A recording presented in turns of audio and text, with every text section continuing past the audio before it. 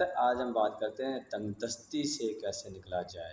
یاد رکھیں ہر نیک عمل کے لیے ضروری ہے کہ ہم برے عمل چھوڑیں تب اثر ہوگا۔ کیا کبھی ناپاک پانی سے وضو ہو سکتا ہے؟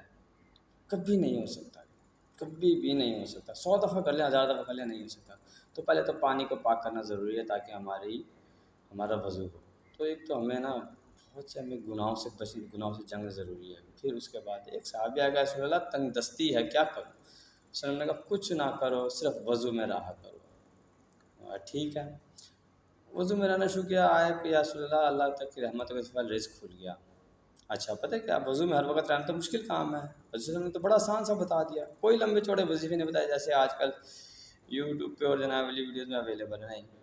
لیکن وضو میں رہنا ہر وقت بھی مشکل کام ہے، نہیں ٹوٹ جاتا ہے، بندہ ہلکس کھا جاتا ہے۔ تو اس کا آسان طریقہ میں آپ کو بتاتا ہوں۔ ہم دن میں ہر گھنٹے، آدھے گھنٹے، پونے